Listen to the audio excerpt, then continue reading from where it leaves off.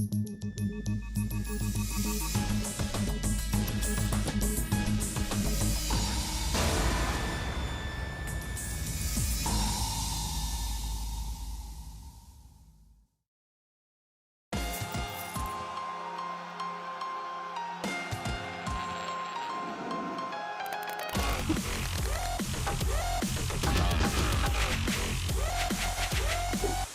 it's a hustle. Yeah, it's a hustle. Yeah, it's a hustle.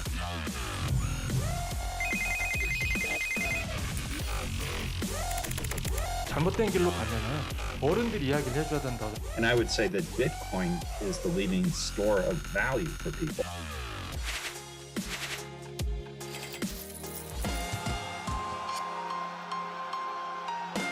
투기가 심해졌다는 것이 그것이 투기가 아님을 증명하는 수단은 아니죠. 인터넷 닷컴 버블이 있었을 때도 인터넷 전체가 사기는 아니었잖아요.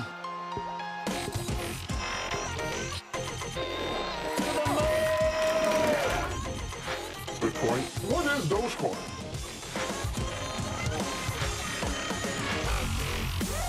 중앙화 시스템에서 자기 권력을 마음대로 유용한다 그럴까? 그런 거를 방지할 수 있는 거죠. That obviously does not come with a prediction of like when the bubble is going to end, because that's notoriously hard to predict.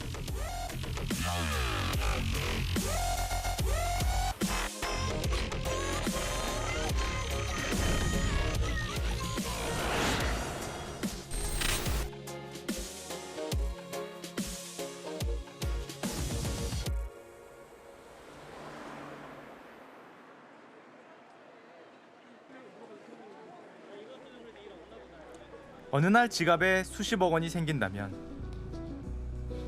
그래서 더 이상 회사에 나가지 않아도 된다면,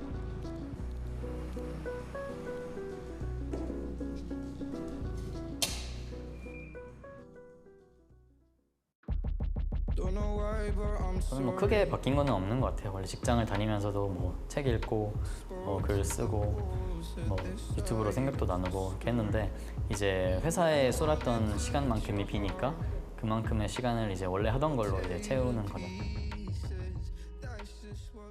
그래도 사무실 나갑니다. 그런데 개인 사무실입니다. 일주일에 2번, 물론 상사는 없고 의무도 감시도 없습니다. 노동소득이 큰 이제 의미가 없어지다 보니까 이제 투자 소득을 좀 더 잘 안정적으로 할 수 있도록, 이제 결국 투자는 의사결정이잖아요. 의사결정을 좀 더 잘 할 수 있도록 이제 좀 생각하는 시간을 많이 갖게 된 게 좋은 것 같아요.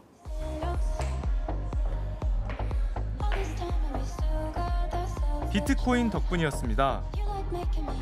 투자 3년 만에 큰 돈을 벌고 지난 3월 다니던 카드 회사를 나왔답니다. 그게 30살 봄이었습니다. 퇴사할 때 네. 관심 되게 많이 받으셨을 것 같은데 어떠셨어요? 퇴사 주변 사람들 반응은 그냥 뭐 할 줄은 알았는데 이렇게 빨리 시기가 올 줄 몰랐다 정도? 투자 3년 동안 비트코인은 정말 롤러코스터를 탔습니다. 가격이 1,000만 원 정도일 때 처음 투자를 했고, 한 3,400만 원까지 떨어졌을 때까지 이제 계속 투자를 했죠. 이제 월급에서 나오는 걸로 한 달에 한 1,200만 원씩 정도, 그냥 2019년쯤에도 이제 비트코인이 한 400만 원에서 1,700만 원까지 또 급격히 4배 정도 오를 때가 있었어가지고, 그때도 이제 투자금이 좀 많이 커졌고, 예전에 모아놨던 게 이제 많이 커지기도 했고, 그리고 제가 원래 투자를 예전부터 하고 있었다 보니까 또 이제 원래 그 주식 같은 것도 투자 규모가 있었고. 이날은 7천만 원대에서 6천만 원대 사이를 오르내렸습니다. 지금은 자산이 한 어느 정도 수준까지 불었다고 보시나요? 지금 한 40억대 초반 정도 보시면 될 것 같아요. 현금화를 좀 하셨나요? 조금 상승 이력이 좀 주춤할 수도 있다는 이제 추측을 해서 좀 어느 정도 현금을 많이 환회를 해놓은 상태고. 한정수 씨는 왜 비트코인에 투자하기 시작한 걸까요? 이 가상자산이 뭐길래 이렇게 버블이라는 소리까지 들으며 이제 붐이 있나 싶어가지고, 이제 2018년에 버블이 꺼졌을 때부터 이제 본격적으로 공부를 하기 시작했죠. 이제 공부를 하다 보니까 굉장히 미래가 밝고 유망해 보여가지고 주변 사람들한테도 물어봤어요. 얘기를 했는데 그거 비트코인 아직 있어? 그거 망했어. 망한 거 아니야? 라는 말이 나오더라고요. 투기 광풍에 이제 휩쓸리기만 했지 실제로 그 비트코인을 알아보고 공부하는 사람들은 거의 없다시피 해가지고 그때 이제 기회라는 생각이 처음 들었던 것 같아요. 비트코인이 왜 뭔가 유망하다고 생각을 하셨나요? 이제 비트코인이 가치가 있는 이유는 달러가 가치가 있는 이유와 비슷하게 생각을 하면 될 것 같아요. 둘 다 이제 내재 가치가 없다는 점에서 달러도 이제 1971년인가 70년에 이제 금본위제를 폐지하면서 이제 명목 화폐가 됐거든요. 피아트 커런시라고. 명목 화폐의 정의가 이제 내재 가치가 없는 화폐라는 뜻이에요. 이제 전 세계 사람들이 달러의 그 가치를 믿기 때문에 사실 가치가 있는 거거든요. 내재 가치는 없지만. 그런 것처럼 비트코인도 12년 동안 계속 이 비트코인의 가치가 있다고 믿는 사람들이 많이 늘어왔고 그 수가 늘면 늘수록 가치는 그만큼 커지는 것 같고 다만 차이점이 있다면 미국의 그 신뢰, 사람들의 신뢰의 기반은 미국이라는 정부, 결국 사람들에 있는 거고 비트코인의 그 신뢰의 기반은 코드, 전 세계적으로 합의된 프로토콜에 있는 거죠. 저도 프로그래밍을 했다 보니까 뭔가 사람보다는 코드를 좀 믿고 싶지 않겠어요. 그래서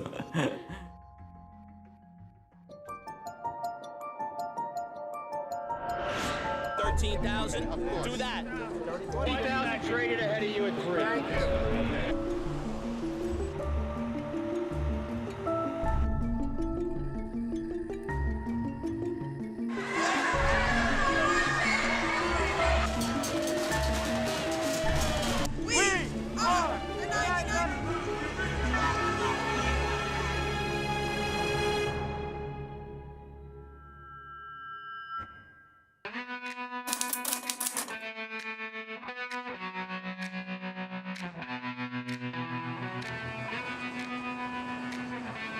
출발은 2008년 미국발 금융위기였습니다. 부동산 거품이 꺼지면서 투자은행의 부실 파생 상품들이 세계 경제에 폭탄이 됐습니다. 월가의 탐욕이 파국을 불렀지만 정부 역시 무능하고 부도덕했습니다. 책임져야 할 은행은 구제금융으로 살아남았고 CEO들은 규모의 책임을 피해갔죠.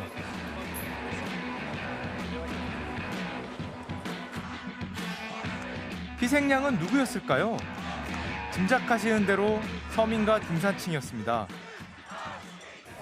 Is why this movement is not going to go away. It's not going to go away, and our political establishment does not have any ideas left. They're intellectually bankrupt. 리만 브라더스가 파산하고 한 달 반 뒤 암호학자들에게 이메일 한 통이 날아왔습니다. 발신자 사토시 나카모토. 9페이지짜리 논문이었는데 제목은 바로 이랬습니다.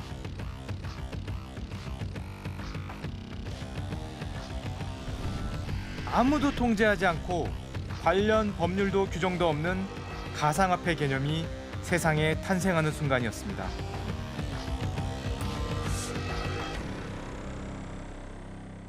사토시 나카모토는 아직 정체가 밝혀지지 않았고요. 보시면 비트코인 제네시스 블록이라고 되어 있는데 이 2009년에 사토시 나카모토가 처음으로 비트코인을 채굴을 하면서 첫 제네시스 블록에다가 이제 주석을 달은 거예요. 근데 그 주석에 있던 내용은 이제 그 1월 3일 당시 더 타임즈 영국의 일간지 이제 머릿 기사에 있는 제목을 그대로 가져와서 붙여 넣었는데 이게 이제 2008년 금융위기 이후에 어떤 금융위기를 겪고 있는 은행들에게 이제 영국의 재무장관이 구제금융을 한다라는 제목이죠. 이제 결국은 금융위기를 초래한 정부 그리고 금융기관에 대한 어떤 비판적인 시각을 일부러 담았다는 거고 2009년 1월에는 비트코인 발행 프로그램이 공개됐는데요. 이 프로그램을 다운로드 받으면 컴퓨터에 장부가 생성됩니다. 각각의 장부는 암호로 연결돼 있는데 이 암호를 푼 컴퓨터에 바로 비트코인이 발행되죠. 모든 장부에는 전체 코인의 거래 내역이 자동으로 업데이트됩니다. 은행 없이 코드로 발행되고 쉽게 거래를 확인할 수 있는 위 변조가 불가능한 가상화폐. 그런데 이것을 가능하게 한 기술, 바로 블록체인입니다.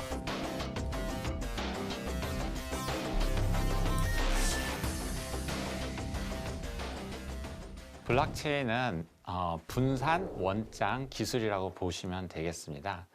보통 우리가 차용증을 써주면 당사자 간에 차용증을 교류하고 나서 서로 믿지 못하잖아요. 예를 들어서 민수가 인호한테 5만 원을 빌려줘서 차용증을 서로 각각 썼다고 가정을 한다 그러면 둘만 갖고 있으면 예를 들어서 민수가 5만 원이나 10만 원으로 빌려줬다고 우리가 위변조할 수 있잖아요. 그래서 우리가 신뢰할 수 있는 사람, 예를 들어서 이장 어른이 계시다 그러면 이제 차용증을 3개를 써서 하나는 이장 어르신한테 드리는 거죠. 근데 알고 보니까 이런 이장 선생님 어른하고 서로 친척 관계라고 해서 서로 믿지 못하는 관계가 되잖아요. 그래서 이런 이제 차용증을 동네 모든 사람들한테 다 카피해 놓고 서로 검증할 수 있는 시스템을 만든 거죠. 그래서 한 사람이 모든 동네 사람들을 다 찾아다니면서 위변조하기는 어렵잖아요. 중앙화된 컴퓨터 하나에다가 모든 거래 장부를 넣는 게 아니고 이런 분산화된 여러 컴퓨터에다가 그 분산 장부라고 그러죠. 장부를 모두 다 복사해 놓고 서로 맞춰보는 것이 바로 블록체인 시스템이라고 볼 수가 있겠습니다. 블록체인은 데이터를 블록에 담아 체인 형태의 암호화된 연결 고리로 이은 뒤 분산 저장하는 시스템인데요. 이런 블록체인 기술이 처음 구현된 암호화폐가 바로 비트코인입니다.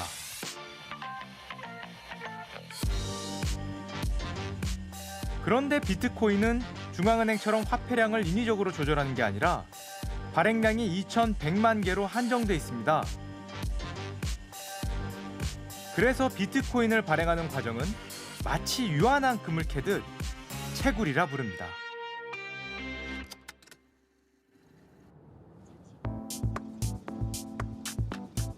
어떻게 채굴하는지 한번 가보겠습니다. 실례하겠습니다. 안녕하세요. 안녕하세요. 네. 여기 코인 채굴한다고 해가지고 찾아왔는데요. 예. 여기서 제 개인 사무실인데 채굴기를 만들고 채굴 관련 상담도 해드리고 주로 이제 제가 업무를 보는 공간입니다. 기계가 채굴기인가요? 그렇죠. 채굴기라고 부르는데 일반 컴퓨터 부품이랑은 거의 동일합니다. 일반 컴퓨터에는 이런 그래픽 카드가 1개 들어가지만 채굴기에는 6개나 8개나 12개 이런 식으로 많이 달아야지만 코인이 많이 나오거든요. 그래서 이런 형태로 보통 나오고 있습니다.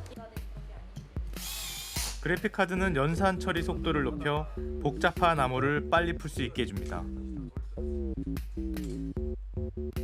채굴 붐이 일면서 품귀 현상까지 빚어졌다고 합니다. 이 그래픽 카드가 하나에 얼마 정도 하나요? 지금 시세는 한 장에 150만 원이 넘고요. 그럼 이게 지금 대당 150만 원이면 거의 300, 600, 거의 이제 천이 넘죠. 1,000만 원 되는 인 거네요? 네, 지금 그렇게 됩니다. 사람이 하는 일은 거의 없습니다. 채굴하는 화면이 이렇게 올라가고 있습니다. 그래픽마다 파워가 있어요. 해시 파워라고 하는데 해시 파워 값이 자꾸 나오고요. 블록을 찾으면 찾았다라고 여기 메시지가 나와요. 그러면 그 행위를 같이 한 사람들끼리 코인을 나눠 가지는 거거든요. 그래서 내 지갑에 조금씩 들어오는 겁니다. 근데 채굴할 때는 이거 모니터 볼 필요도 없고요. 그냥 기계만 돌리면 됩니다. 원격으로만 보면 되기 때문에 일단 저는 휴대폰으로 다 보고요. 장지훈 씨는 2세대 가상화폐라 불리는 이더리움을 캐고 있습니다. 코인은 여러 가지를 채굴할 수 있는데 지금은 이더리움 수익률이 가장 좋기 때문에 이더리움을 채굴하고 있습니다. 요걸 한 대 샀을 경우에 한 달에 한 0.5의 이더리움이 나옵니다.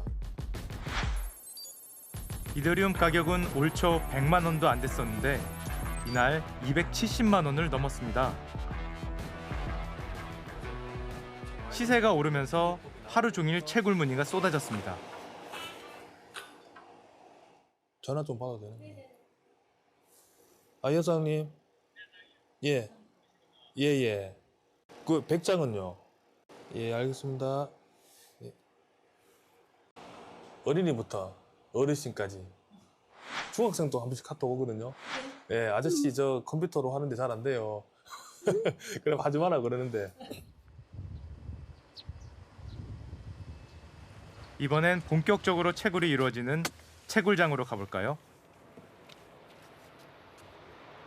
여기가 채굴장인가요? 예, 여기 지금 제가 운영하는 채굴장입니다. 창고세요? 창고 형태로 되어 있습니다. 무거워요. 예.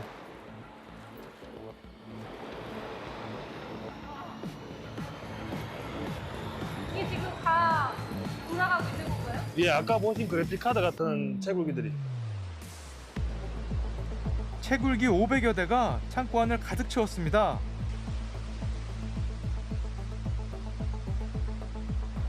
지난달에만 약 10억 원어치 코인이 이곳에서 채굴됐다고 합니다. 네, 다 제 거는 아닙니다. 여기는 이제 위탁 하신 분들이 여기가 많이 있어요. 전기세가 그럼 여기서 지금 한 달에 얼마 정도 나가요? 이거 계절마다 나는데 한 3,4천만 원씩 나옵니다. 전기세를 제하고도 막대한 수익이 남은 셈입니다. 가상화폐 채굴기는 엄청난 양의 전기를 사용합니다. 비트코인을 채굴하는 데 들어가는 전력은 네덜란드가 1년 동안 쓰는 전력량과 비슷합니다.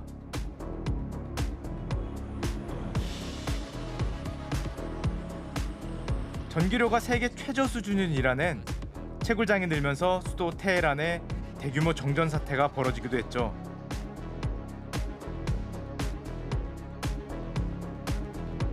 그런데 블록체인 시스템에는 왜 이런 채굴이 필요한 걸까요?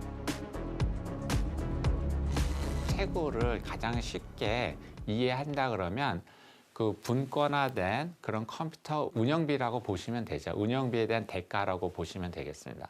우리가 컴퓨터를 운영하려면 거기에 컴퓨터도 사야 되잖아요. 비용이 들고 또 전기값도 들고 이런 모든 비용이 중앙화된 시스템에서 당담을 하는 거거든요. 예를 들어서 은행에 가면 우리가 은행 수수료를 내잖아요.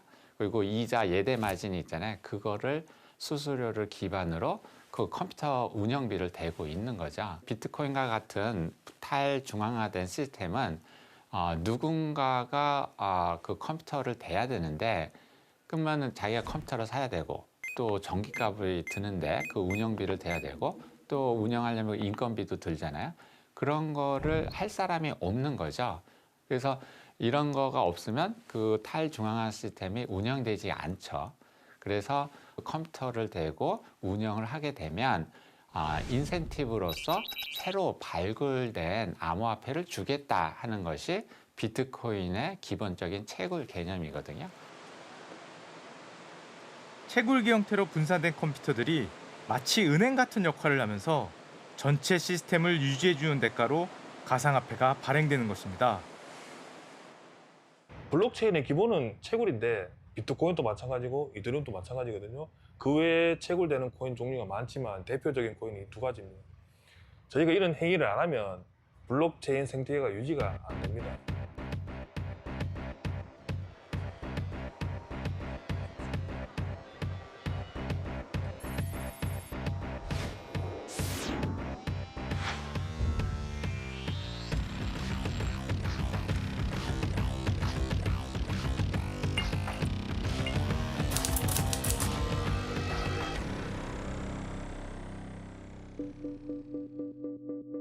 (2010년 5월 22일은) 가상화폐에 있어 역사적인 날입니다.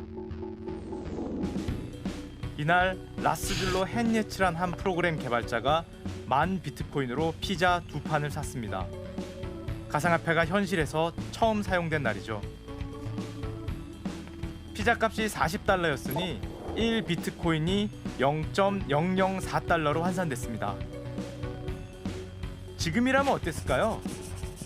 이 피자는 역사상 가장 비싼 피자가 됐을 겁니다. 3,800억을 주고 피자를 사 먹은 셈인데 그는 나중에 이렇게 말했습니다. People ask me, "Oh man, what an idiot! Why didn't you keep that Bitcoin?" And it's like, well, you know, somebody had to start it off. 사실 이유가 있었습니다. 헨리치가 피자 2판을 사고 난 훨씬 뒤까지도 보시다시피 비트코인은 1달러 미만이었습니다. 가격이 이렇게 쉽게 오르지 않았죠. 2013년 말쯤에 가서야 그래프에 살짝 변동이 보이기 시작합니다. 바로 이 지점인데요.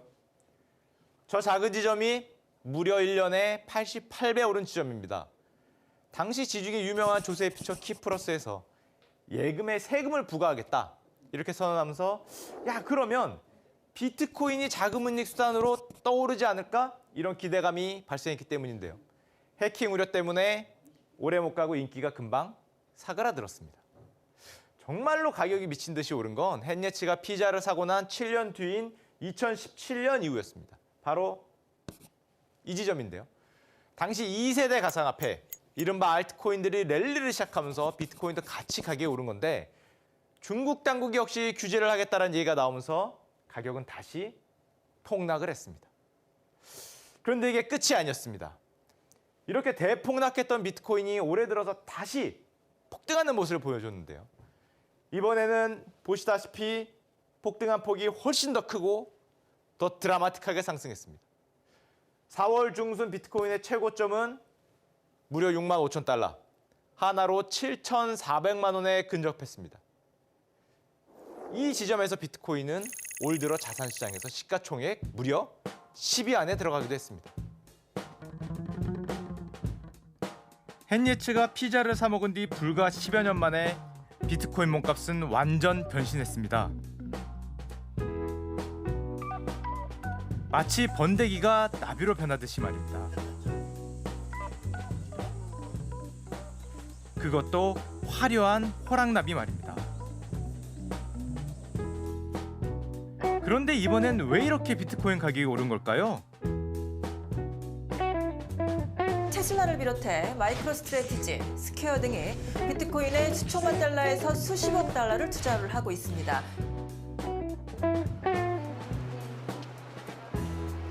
사실 작년부터 이런 흐름이 있었습니다.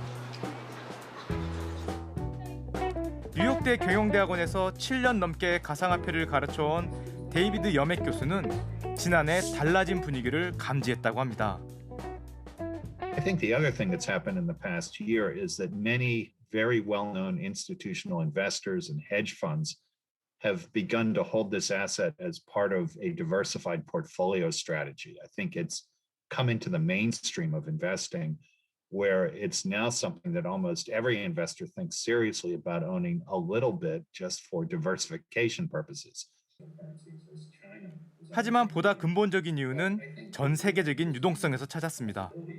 That during the pandemic, many government central banks, including in the US, began to print a lot of money, basically. And this raised questions about the long-term stability of things like the US dollar, as well as the euro and currencies in countries all over the world. And so there's perhaps a lack of confidence in the long-term stability of the central banks, which is making people consider assets that are not tied to any government, such as cryptocurrency.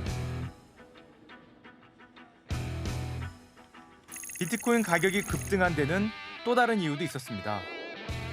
세계 1위 온라인 결제 시스템 페이팔, 혁신의 아이콘 테슬라, 그리고 문화를 판다는 스타벅스까지 굴지의 글로벌 기업들이 비트코인 결제를 선언한 겁니다. 이쯤 되면 이제 비트코인이 조만간 정말 화폐로 인정받을 수도 있는 거 아닐까요? 현재로선 아니라는 게 중론입니다. 엄청난 가격 변동성 때문입니다. He's been very public and very kind of off the cuff about crypto. He kind of had a little dig at Dogecoin, and then Dogecoin tanked after that. They pour billions into it, the price rises, they cash out, take their profits. The common man, the common person loses no matter what happens here, and the rich keep getting richer. 지난 16일 한 투자자가 트위터에 이런 글을 올렸습니다. 테슬라가 비트코인을 다 처분했을 거란 의심이었죠. 그런데 여기에 일론 머스크가 딱 한마디로 댓글을 달았습니다. 이후 비트코인 가격은 고점 대비 절반 수준으로 폭락했죠. 진짜 화폐라면 이랬을까요? 화폐로 기능하기엔 정말 치명적인 약점이 있는 겁니다. 일단 화폐는 그게 액체건 고체건 아니면은 돌이건 아니면 철이건 아니면은 금속이건 종이건 담배, 조개 다 상관없습니다. 사실 그 형태가 중요한 게 아니라 그 물건을 화폐로 사용하겠다는 사회적 합의가 중요한 거거든요. 화폐는 많은 사람들이 써야 돼요. 그리고 가치가 안정돼야 됩니다. 많은 사람들이 쓰기 위해선 가치가 안정돼야 하고 가치가 안정됐기 때문에 많은 사람들이 쓰는 거거든요. 비트코인의 경우 예를 들면 많은 사람들이 투자를 하는 이유는 변동성이 높기 때문이에요. 그럼 변동성이 높으면 화폐로 쓰일 수가 없습니다. 비트코인은 사실 자산과 화폐 사이에서 딜레마에 빠져 있습니다. 화폐로 쓰이고자 변동성을 낮추면 투자를 하지 않죠. 왜냐하면 비트코인에 투자하는 사람들은 수익을 목표로 투자하기 때문이거든요. 그러다가 보니까 딜레마에 빠지는 거죠. 많은 사람을 쓰게 하자니 가치의 변동성이 높고 가치의 변동성을 낮추자니 사람들이 쓰질 않는 그런 문제에 봉착해 있기 때문에 코인이 가까운 미래에 화폐로 쓰이지 못할 거라고 생각을 하는 겁니다. 그런데 염액 교수 생각은 좀 다릅니다. 모전적 개념의 화폐는 이제 달라져야 한다는 겁니다. Classically, money has had three functions. It's a medium of exchange, a unit of account, and a store of value. And what we're seeing now with cryptocurrency is that some of these play only one of the three roles. In other words, you don't rely necessarily on the same instrument to do all three things. Bitcoin is the leading store of value for people. 교환 수단이 될 수 없다 해도 가치 저장 수단은 가능하다는 겁니다. 앞으로 화폐가 어떻게 변신할지는 모른다고 했습니다. I think you'll always have those three needs that people will have that have in most of history been met by one instrument, what we've called money. But it may be that to meet those three different functions, you'll have three different coins. Maybe one of them issued by a government, maybe not. We'll have to see. 가상화폐 옹호론자들은 2세대 가상화폐에서 새로운 역할을 찾고 있습니다. 1세대의 비트코인을 보고 부탈릭이라는 19살짜리 대학생 1학년이 있는데 내가 지금 학교 다닐 때가 아니다 해가지고 새로운 이더리움이라는 재단을 만들었거든요. 그래서 이거를 만든 이유가 있어요. 왜냐하면 부탈릭이 우리 큰애처럼 게임을 너무 좋아하는 거야. 그래서 뭐 고등학교 때도 게임하고 대학교 때도 게임하고 나와도 게임하고 그러다 보는데 자기도 그렇게 어렵게 게임을 해서 마법의 칼을 채굴을 한 거죠. 득템했다 그러죠. 아이템을 가져왔다 그래서 이 마법의 칼로는 모든 적을 다 죽일 수가 있는데 어느 날 갑자기 회사가 정책을 바꿔서 마법의 칼에 마법을 뺏어버린 거야. 게임 회사가 얼마나 열을 받겠어요. 생각을 해보세요. 그거를 위해서 반낮 2달 동안 계속 게임을 해서 이렇게 만든 건데 얻은 건데 그래가지고 이제 열이 받아서 중앙화 시스템은 도저히 믿지 못하겠다. 그 사용자하고 이용자하고 서로 약속한 건 지켜야 되지 않냐 그런 거죠. 그래서 그 마법의 칼에 그 마법을 프로그램화해서 그 블록체인에다 넣은 거죠. 그래서 중앙화 시스템에서 자기 권력을 마음대로 유용한다 그럴까? 그런 거를 방지할 수 있는 거죠. 아까 비트코인은 거래할 때마다 송금 내역이 기록된다고 했죠. 그런데 이더리움 같은 2세대 가상화폐는 송금 내역의 조건과 명령어도 함께 기록됩니다. 스마트 계약 기능이라고 부르는데 이를 통해 특정 조건에서만 이루어지는 거래를 만들 수 있습니다. 이더리움 시스템에 이제 ERC20라고 하는 그러한 이제 토큰, 그러니까 스마트 컨트랙이 있거든요. 그 스마트 컨트랙은 이게 진짜야라고 하는 거를 증명하는 건데 크레이튼도 있고 뭐 EOS도 있고 여러 가지 또 트라이 하고는 있죠.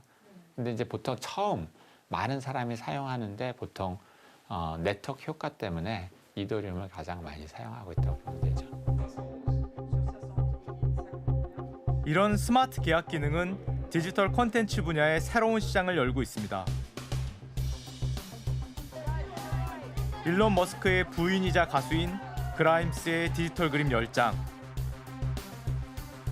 NFT라는 기술을 적용해 이더리움 네트워크를 기반으로 만들어졌는데 경매에서 65억 원에 낙찰됐습니다. 복제 불가능한 토큰. NFT는 디지털 자산에 고유한 인식값을 넣어 만들어져 블록체인 시스템에서 거래됩니다.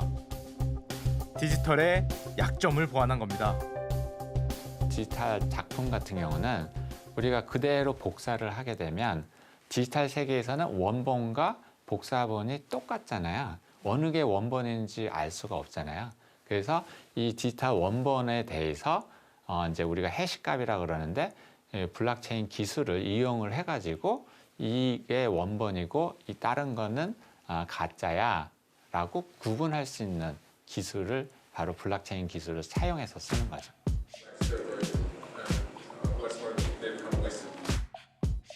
(2016년에) 있었던 이세돌 대 알파고의 세기의 대결은 얼마의 가치로 평가됐을까요? 이세돌 구단은 알파고를 이긴 신의 한 수를 담아 이대국을 NFT로 제작했는데요. 세계 최대 경매 사이트 오픈시에서 60 이더리움, 당시 가격 약 2억 5천만 원에 낙찰됐습니다. 이세돌 구단과 알파고와의 대국은 저희가 영상으로 계속 다시 볼 수 있는데 이 NFT 같은 경우는 복제가 불가능한 블록체인 기술을 활용한 거라서 세상에 딱 유일하거든요. 이제 딱 하나밖에 없는 디지털 기보이기 때문에 여기 2억 5천만 원까지 경매에 참여해서 낙찰을 받은 거죠.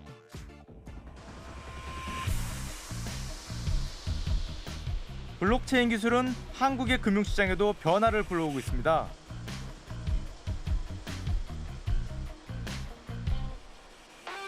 이 상업용 건물은 등기부상 주인은 신탁회사지만 건물을 기반으로 발행된 수익증권은 10,000명 넘는 투자자가 주인입니다.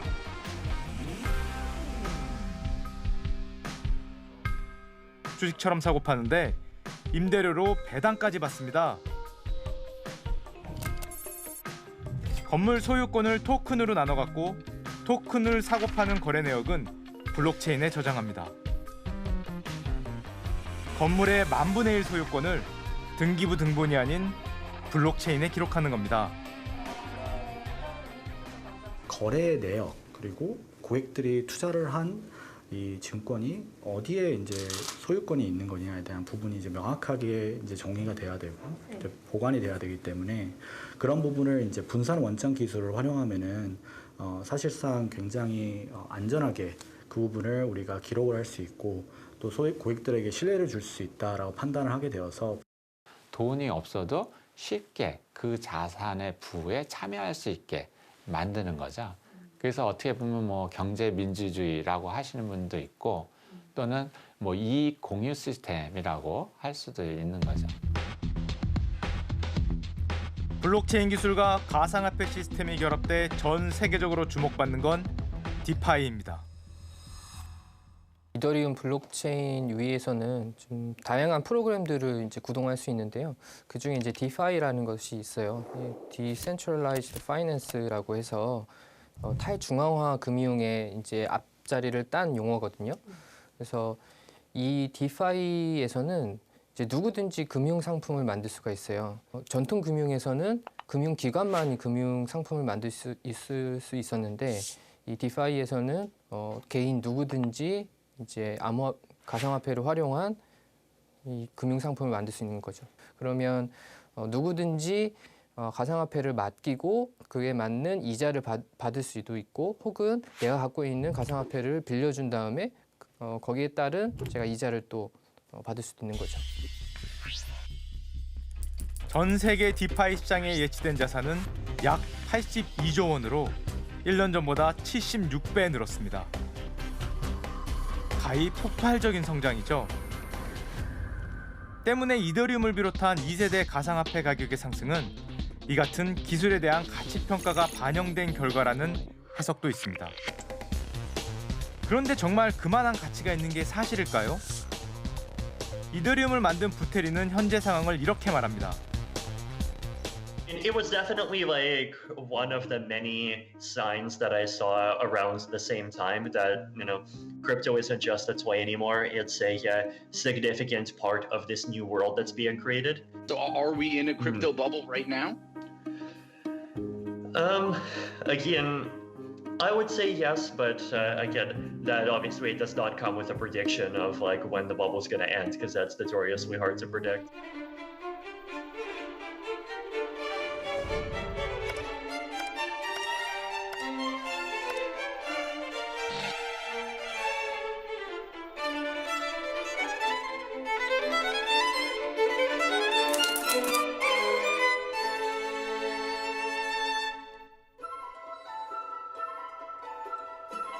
(17세기) 초 네덜란드. 그리스 로마 신화 속 여신 플로라가 튤립을 하나름 안고 있습니다. 튤립을 머리에 꽂은 영감은 돈자루에 취해 있고 이를 내팽개친 사람들은 수레를 뒤쫓고 있습니다.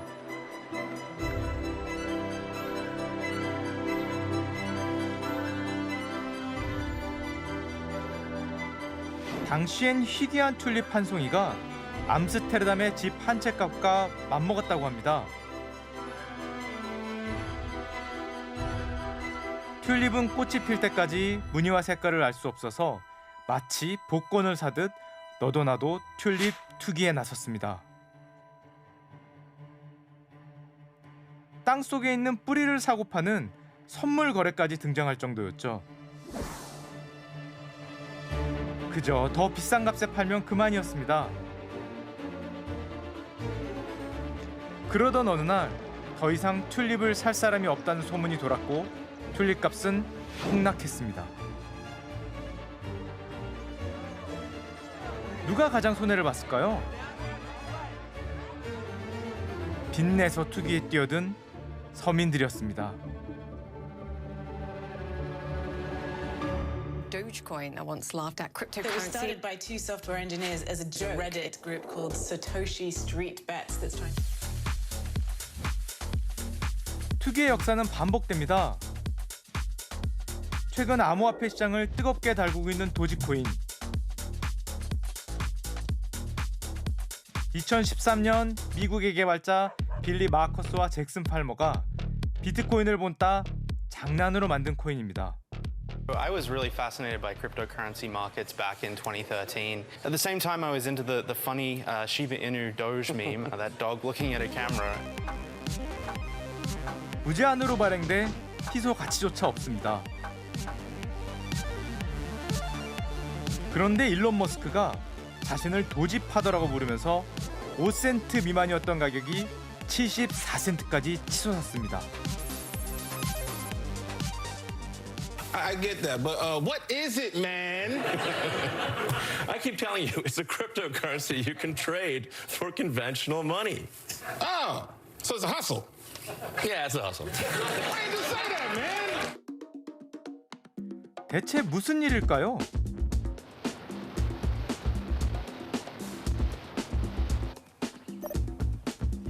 열풍의 진원지인 미국에서 개인 투자자를 만나봤습니다.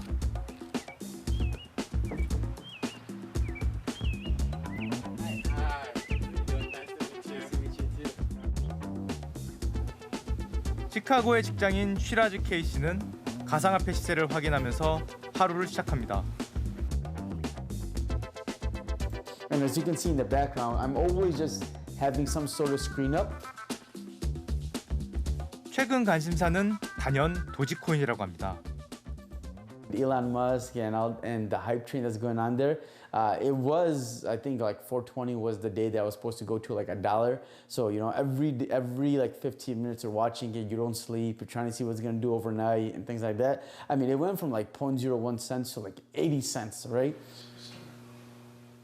K씨는 도지코인 투자는 가상화폐 투자 전략 중 하나라고 설명합니다. So there's two type of strategies I kind of use. One is long-term growth, which is like 2-3 years. What do I feel like this is gonna be a good, you know, it's gonna be there long, it's gonna grow. I mean, Bitcoin is one of them, Ethereum, and recently is Helium. For Dogecoin is more like, hey, I want to try to make some real quick and get out. So it's like, you know, days or a week or two, like a really short-term gains, get in and get out type of deal. Right? 젊은이들이 도지코인에 열광하는 현상. 학자들은 어떻게 설명할까요? I don't know what causes Dogecoin to rise or fall, but it seems to be an example of what we call meme finance, that the interest in Dogecoin is mostly among young people, and they're using it almost more for the entertainment value than for the investment value. I've talked to my own teenage children about why they invest, and they enjoy being part of a group experience. 그런데 재미로 사는 것 치곤 그 규모가 너무 컸습니다. 한국 역시 마찬가지입니다. 국내 한 거래소의 도지코인 1일 거래액이 33조 원을 넘어 전날 주식시장 거래액보다 8조 원이나 많을 정도였습니다. 너도 나도 뛰어든 겁니다. 이 정도면 방금 전에 본 네덜란드 튤립 투기와 비슷하지 않나요?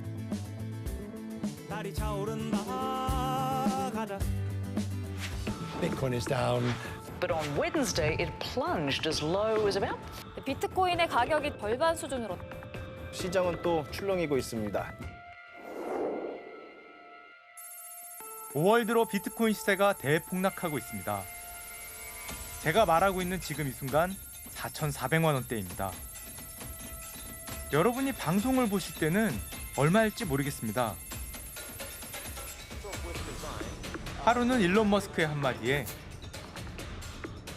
다른 날은 규제 당국 움직임에 크게 출렁이고 있습니다.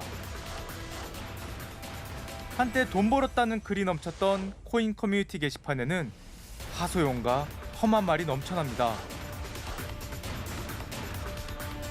이게 버블인지 아닌지는 터지고 난 후에만 알 수 있습니다. 그러니까 이 시장이 만불간다, 영원 간다 라고 얘기하는 사람들은 점쟁이거나 사기꾼일 확률이 매우 높아요. 여유, 유동성과 환상에 의해서 움직이는 겁니다. 다만 아무리 환상이 커져도 유동성이 끝나버리면 어쩔 수가 없는 거예요. 즉 대출을 다 받아버리면 이 시장은 끝나는 거죠. 아니면 환상이 깨져버리면 유동성이 사라지는 겁니다. 묻지도 따지지도 않는 코인 시장. 이런 판에 사기꾼들이 끼지 않는 건 이상하겠죠. 전 세계 암호화폐 수는 사상 처음 10,000개를 돌파했습니다. 최근 2달 사이엔 하루에 17개씩 생겨났다고 합니다. 국내 거래소에는 시가총액 몇십억 원짜리 이른바 잡코인들이 수두룩합니다. 마음만 먹으면 가격을 들었다 놨다 할 수도 있습니다. 이 가상화폐 시장, 특히나 이제 작은 새로 만들어진 이 가상화폐일 경우에는 시장 유동성이 굉장히 작기 때문에 아주 일부 세력이 뭐 수십억 혹은 수백억 정도만 이 가격을 이제 매수를 하면 가격이 확 오르고, 그걸 본 이제 개인 투자자들이 따라붙다 보면은 가격이 이제 굉장히 이제 높게 올라가는 경우도 많죠. 그래서 개인 투자자들이 충분히 붙었다 싶으면은 이제 한꺼번에 이제 판매해서 매도해서 수익을 얻는 경우도 있고요. 누가 이런 코인을 사고 어떻게 손해를 보고 있을까요? 알고 보면 평범한 사람들입니다. 한 거래소에서 가상화폐를 맡기면 수익을 나눠주겠다고 속인 뒤 투자 사기가 기승입니다. 주로 코인 같은 온라인 P2P 방식의 신종 투자들인데 우종미 씨는 심지어 IT 업계 종사자입니다. 친구 소개로 처음 코인에 입문했다고 합니다.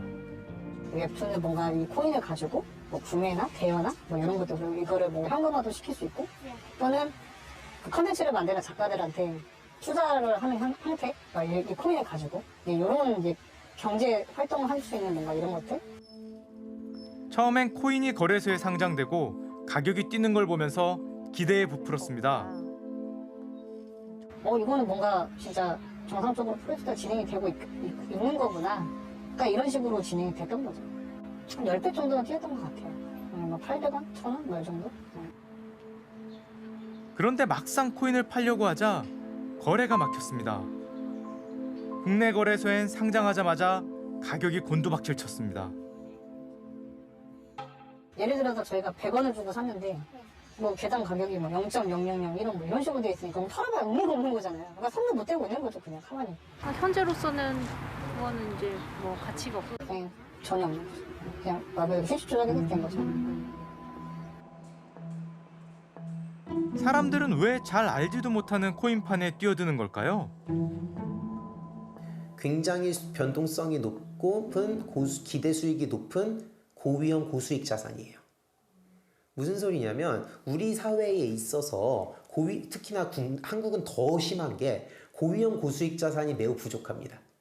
그러다가 보니까 고위험 고수익을 스스로 투자하고 싶어서 하는 그 수요를 충족시켜주는 자산층이 돼버린 거예요. 그런 역할을 하고 있는 건데 문제는 사실 그렇게 따지면 로또랑 강원랜드랑 차이가 뭐냐는 거죠. 결국에는 그렇게 되면 인생은 투기이고 투기는 인간과 함께 탄생했다는 말이 있습니다. 그런데 투기에 빠져들면 인생이 무너질 수도 있습니다. 김영민 씨는 코인에 중독됐다 가정까지 잃고 말았습니다. 많이 오른 게 한 1000%까지 올랐으니까 한 10배 정도? 이제 벌어본 경험 때문에 또 이제 100만 원을 넣고 월급 나오는 족족 이제 코인에다가 넣었던 것 같고 코인의 미래를 보는 게 아니라 그냥 확률을 보게 되더라고요. 그러다 보니까 이제 점점 그냥 도박처럼 빠져드는. 특히 청년층의 중독 문제는 더 심각하게 받아들여야 합니다. 지난 1분기 코인 시장에 새로 진입한 투자자가 250만 명이고요. 그중 60%가 20대와 30대입니다.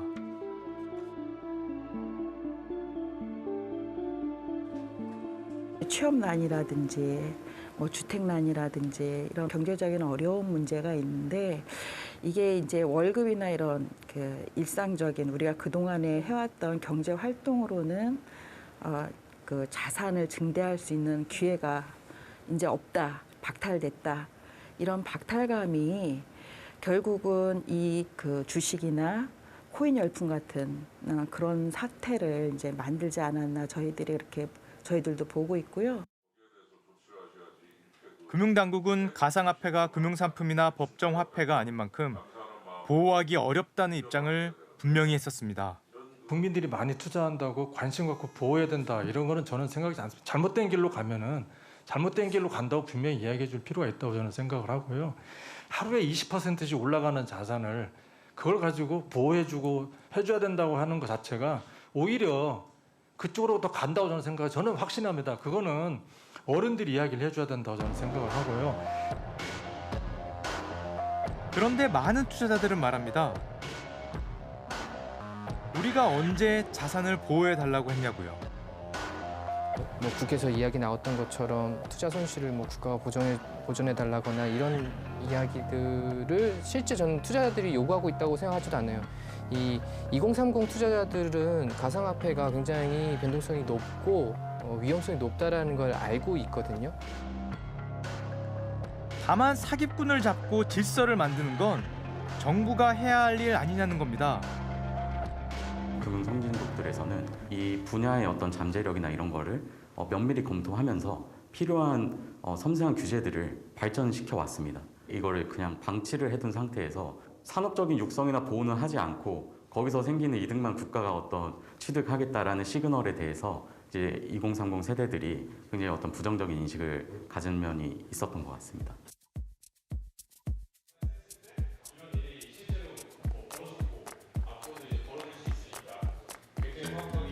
건강한 블록체인 생태계 조성을 위해 기여한다는 목표로 저희 디퍼런스라는 디사이퍼 자체 블록체인 컨퍼런스를 진행하고 있고,